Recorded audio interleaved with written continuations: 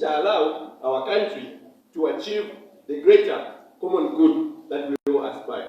Ladies and gentlemen, today we are launching a citizens' petition in the inquiry of the matter of privatization. And so we are honored to have you here to be witnesses for this historical moment in the events of the social, economical, and the political aspects of our country.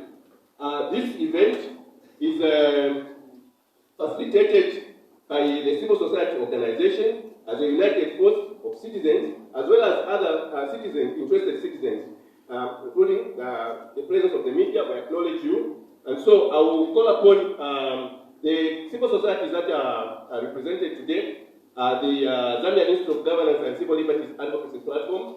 We have Yali and Yasim.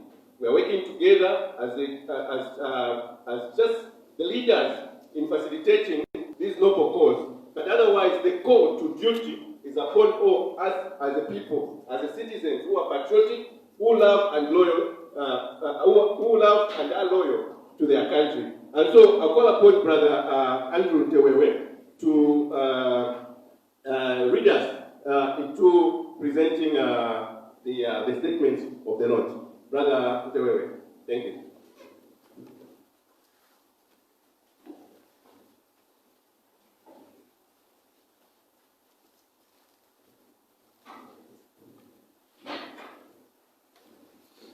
Thank you very much,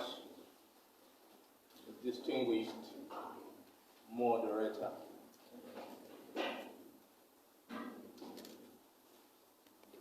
Before I go into the deliberation of the press statement, may I first of all recognize the various leaders of civil society organizations that are with us this morning. I first begin by recognizing the Chief Executive Officer of the Zambia Governance and Civil Liberties Platform, Mr. Francis Chipiri, who is the moderator for this event this morning. On my immediate left is the acting president of the Zambia National Students Union, ZANASU, Mr. Stephen Kanyakula. Thank you very much, sir, for being with us this morning. I also recognize on my immediate right the president, the executive director of the National Youth Movement Against Corruption. Yes. I want to indicate at the very onset, I am here as Andrew Ntewe, president of the Young African Leaders Initiative, and my colleagues in the audience. I notice the governance advisor at the Young African Leaders Initiative, Isaac Mwanza, and some of our colleagues. I also recognize some of the members of the organizations that have come to be present with us today. I also recognize the former miners who are just joining us right now. These are former miners on the Copper Belt. They are coming. Others are coming from Nampundwe, others are coming from Chilawombwe, others are coming from Chingola, others are coming from Kitwe. I want to recognize each and every one of you. Thank you. What is also very important to this movement is the media. We highly appreciate your continued support as a fourth pillar in our democracy. So I want to thank you as well from the media for having made it to this press briefing.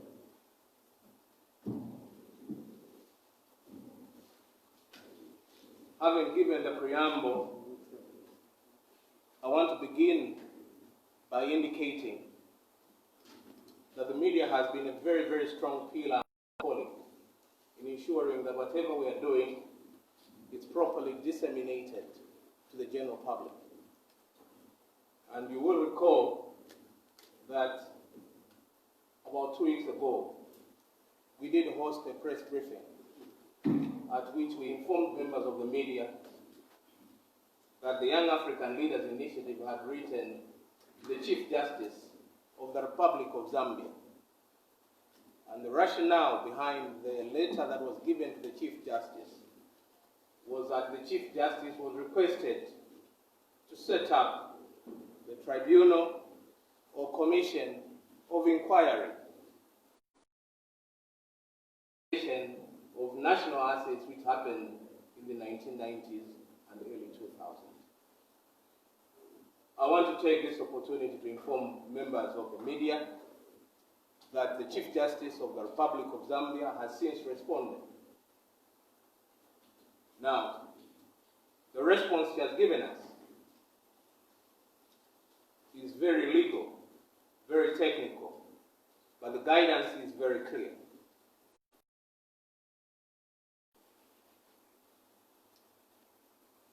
That she is not in a position to set up a commission of inquiry because she does not have the power given unto her to set up a commission of inquiry. However, she has indicated that the power to set up a commission of inquiry is vested in the President of the Republic of Zambia. In this case, we want to inform you that the Chief Justice has indicated to us that the power to set up of the Commission of Inquiry is a preserve of the Republican President, His Excellency Dr. Edgar Chagwa Lungu. A further guidance, distinguished ladies and gentlemen, is that the President can set up the Commission of Inquiry on the basis of the Inquiries Act, number 41 of the laws of the Republic of Zambia.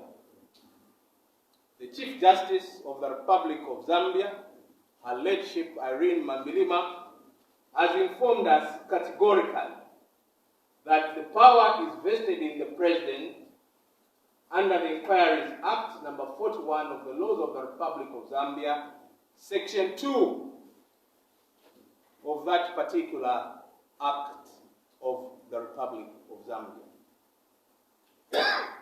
We therefore want to begin by indicating that we highly appreciate the fact that the Chief Justice has responded to us in the affirmative, and that the Chief Justice has then moved this matter to His Excellency, the President of the Republic of Zambia, with clear guidance as to what law, what chapter must be utilized.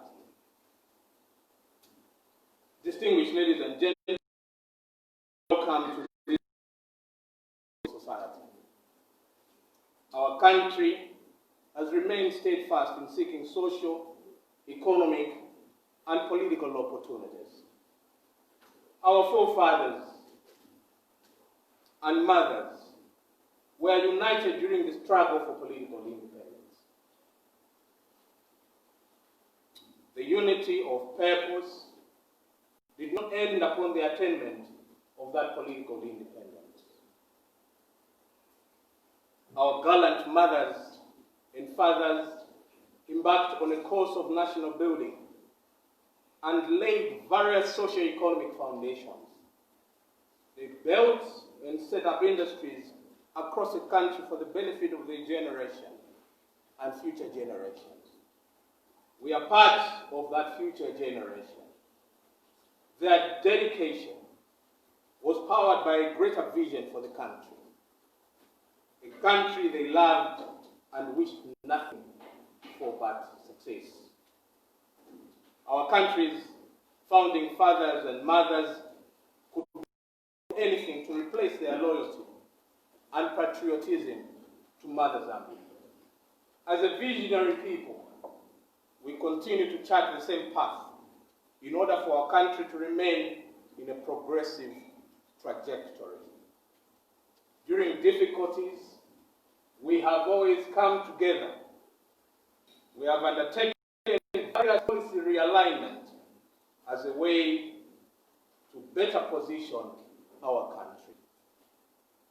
Compatriots, the greatness as well as the future of our great motherland will always be shaped by its past and actions of the present citizens and our leaders.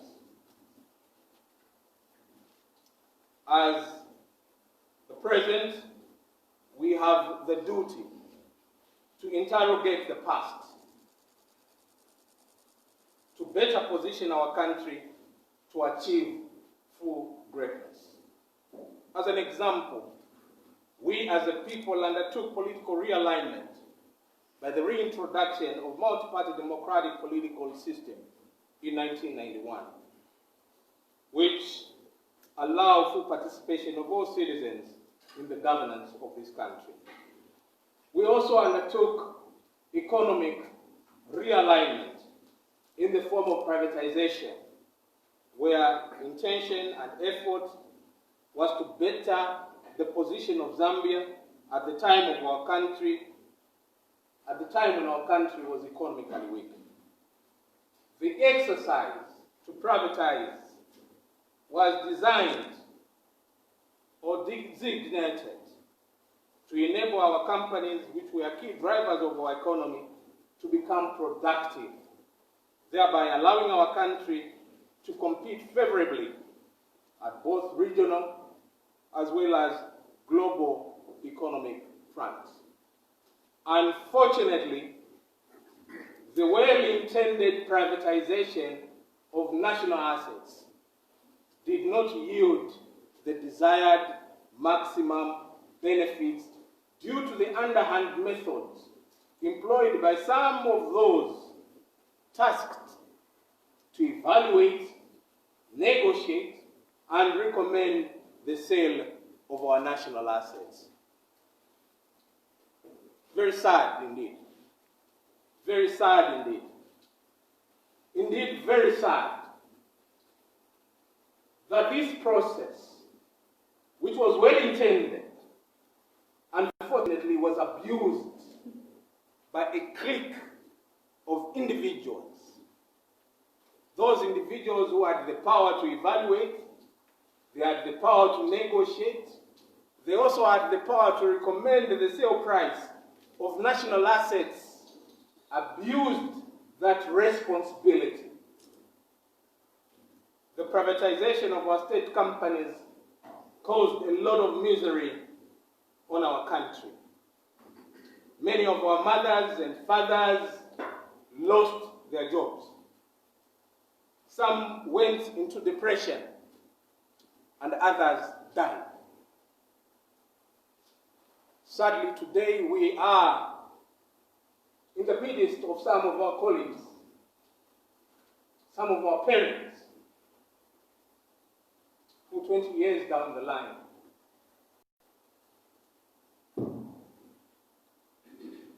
have not gotten their pensions.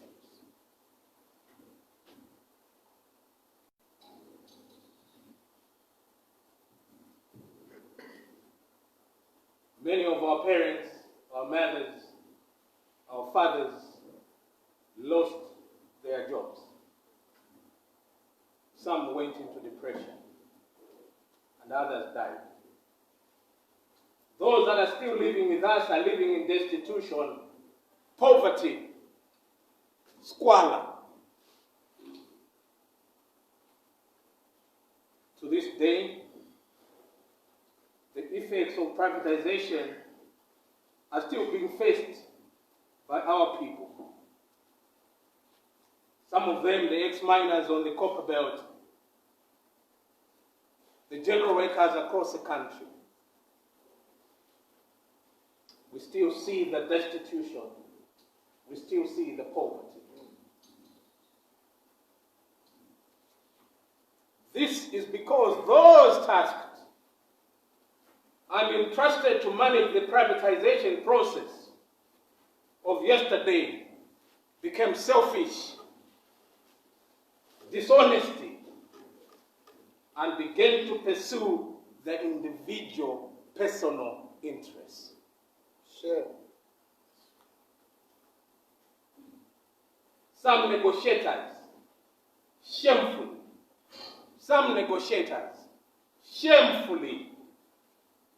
formed companies and negotiated the sale of those companies on behalf of government to themselves.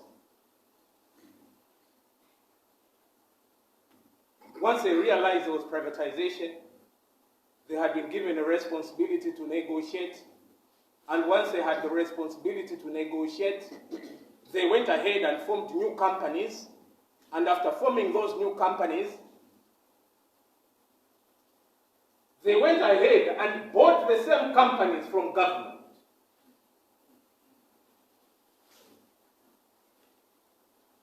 The selfishness resulted in under-evaluation of national assets, improper advisory, lack of disclosure of conflict of interest, among other manipulative, deceitful, and national betrayal. The people of the Republic of Zambia were betrayed. They were parents, our forefathers, ourselves. The nation was betrayed by a clique that abused a government process. Our country lost her wealth, while those entrusted to represent the country became extremely rich, filthy rich.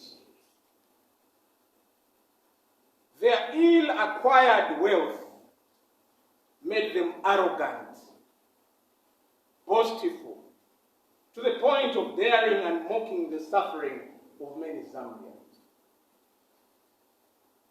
Others even reached a point of telling the Zambian people that at the time of privatization, your leaders were sleeping. At your leaders, Valeshipula.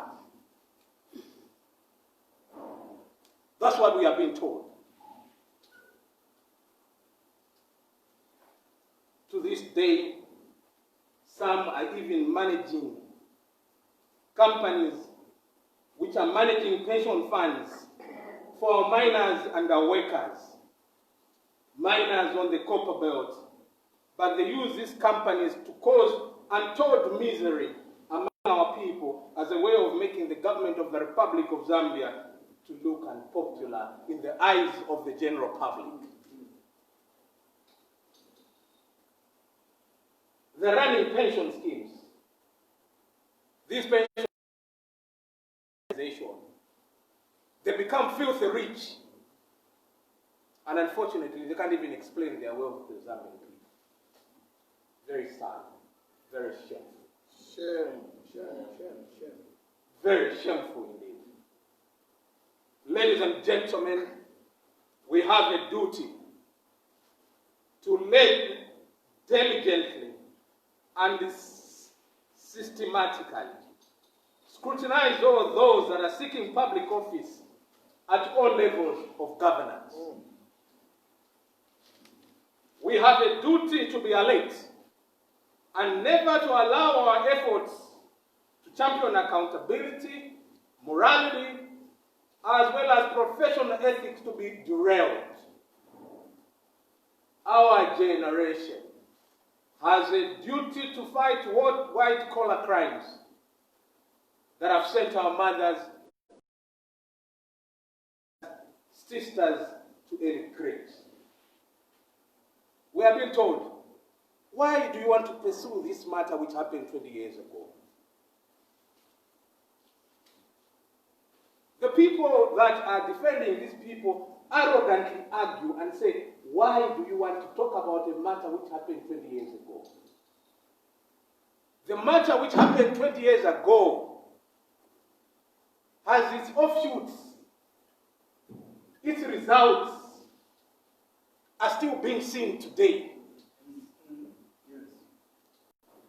The people that suffered as a result of privatization are still being seen today. These people have suffered because nobody has spoken and stood up for them.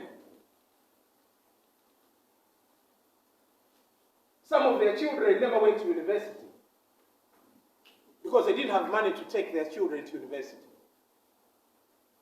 Some of them could not handle it. They became sick. They went into depression.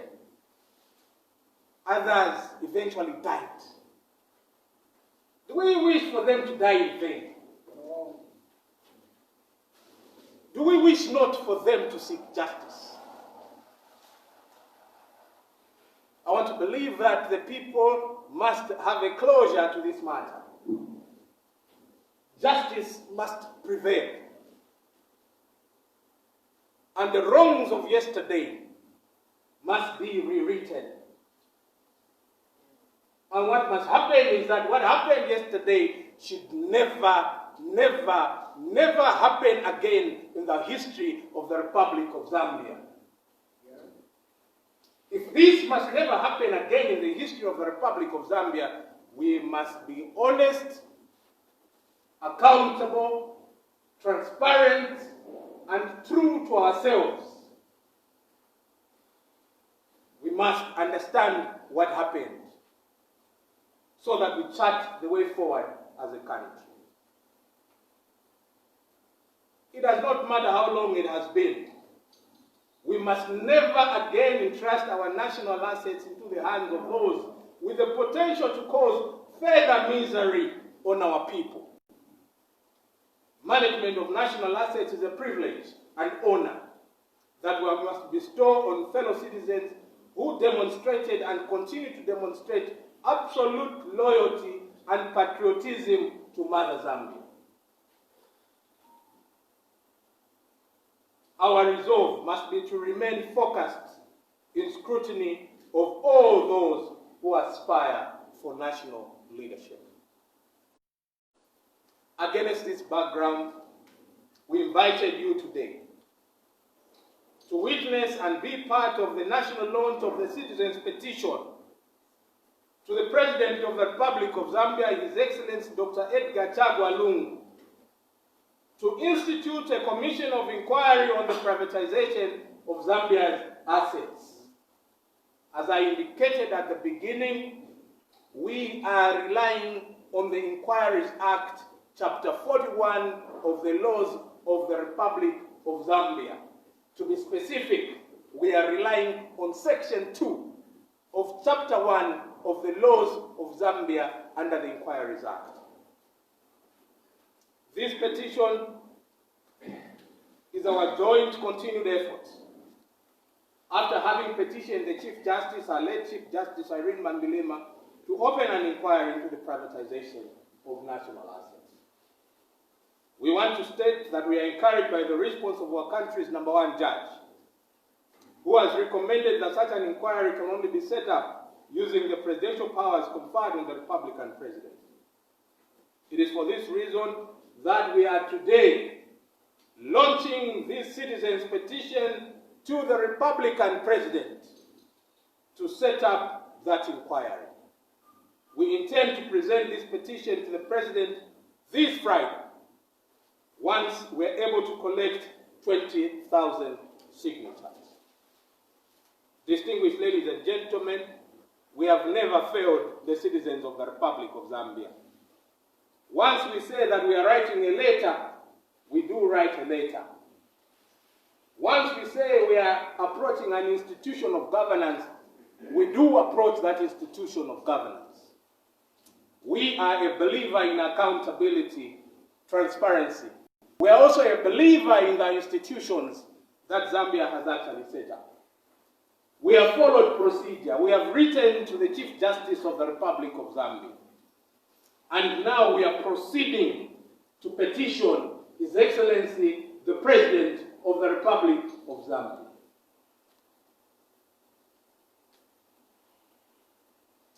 Our honest plea that he must look at the cries of the citizens of this country. Let him look at the cries of the pensioners. Let him look at the cries of the ex-miners. Let him look at the cries of the peasants, the cries of the young people, the students who are unable to access adequate loans from government. Let him look at the cries of the farmers out there and ensure that he does set up this commission. The Zambian people need a closure to this matter. It's gratifying, distinguished ladies and gentlemen, that those whose names have popped up during this discourse of privatization, such as Mr. Hakainde Hichilema, who negotiated the sale of Rainbow and Mosotunia assets in Livingstone, have indicated their willingness to now be scrutinized by such an inquiry. This is how it should be. No one must be afraid of an inquiry. No one must be afraid of an inquiry. It is the hope of the citizens of this country that Mr. Hichilema means what he says, and that he will not change his mind about the commission of inquiry. And we say this because the statements attributed to one Hakainde Sami Hichilema over the issue of privatization have been very inconsistent.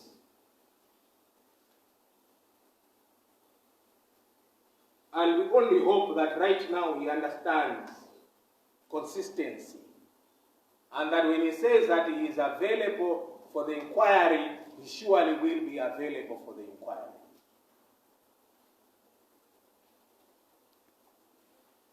We don't want anyone to claim that they want to be killed, because we have heard some statements by people that they are ready to be inquired, but at the same time they run to the media and say, "Wafuna kunipaya." They are planning to kill me. No one wants to kill anyone. Only those who conducted themselves wrongly or inappropriately would have a reason to be scared. Insofar as we are concerned, there is no reason why anyone should be afraid. We don't want anyone running to the donor community, because this is a matter for Zambia once the inquiry begins. Because we all believe in transparency, we all believe in accountability, we all believe that this matter must be brought to a closure. And those who have said yes to the inquiry must not be seen to be changing their positions along the way.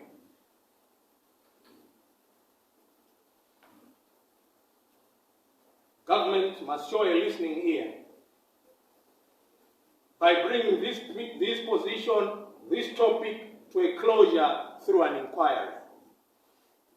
This inquiry will allow our generation and future generations to demand utmost dedication by those tasked to save the country. The inquiry will allow us to learn the extent of which the country lost our wealth, and as a result of lack of patriotism and white-collar financial criminality during privatization.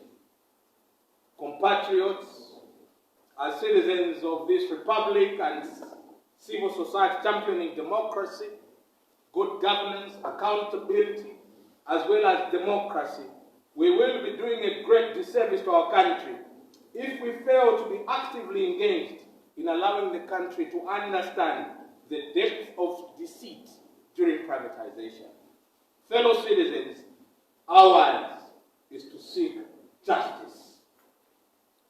Ours is to seek justice for the ex-miners. Ours is to seek justice for the people of the Republic of Zambia who were duped and lost their national assets through treachery and deceit. We now officially declare the citizens' petition officially open for signatures, and the same shall be conducted using online means on surveymonkey.com and on change.com websites, as well as through hard copy signings of these petitions. The petitions have been dispatched to all parts of the country, and we are very hopeful that the citizens of the Republic of Zambia will indeed append their signatures towards this petition to ensure that we demand from His Excellency the President to set up this commission of inquiry. What you will now witness is the commencement, distinguished ladies and gentlemen, of the commencement of the signing, starting with organizations and some citizens who are gathered here. We want to make a clarion call to all citizens groups, be it marketeers, be it the students, be it the ex-miners, be it the peasant farmers, workers from the tourism sectors, and the cross-border traders, indeed all the citizens across the board.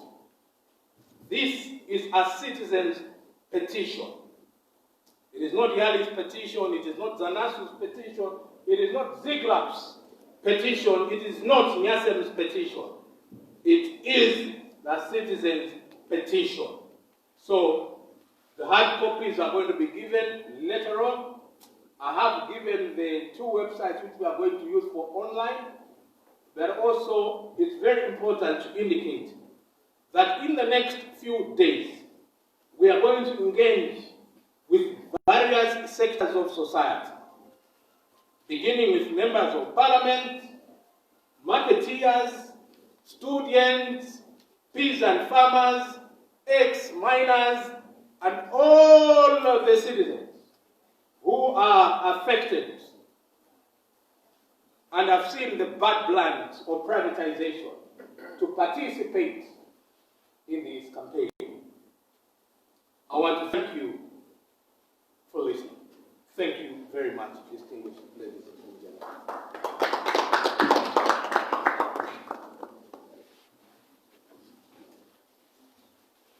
Thank you very much, Brother Tewewe, for that passionate call to duty to the citizens of the Republic of Zambia. Ladies and gentlemen, today is a very important day.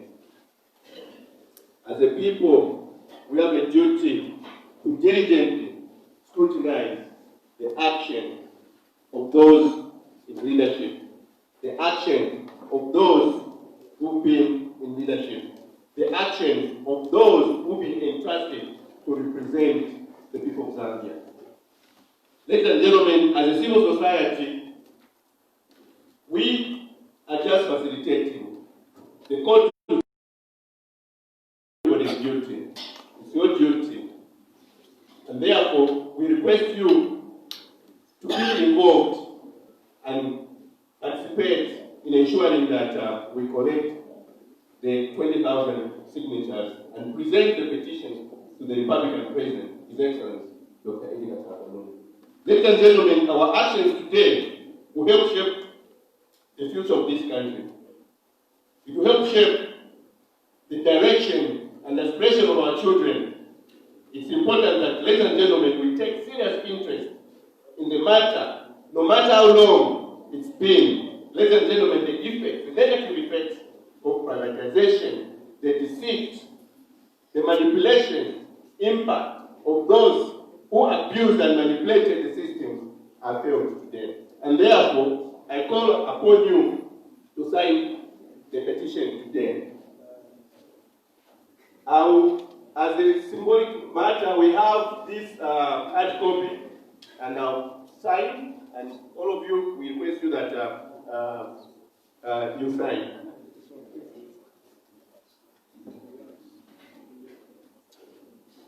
Yes, so the media, you are exempted from obviously signing because you are here on duty, but we have the representatives from the other institutions that those are the ones that we are calling upon to sign. And also, may I recognize and thank you, our colleagues from the ex-miners. They have felt the impact of the negative impact of our privatization. We thank you, and we shall stand with you in ensuring that justice is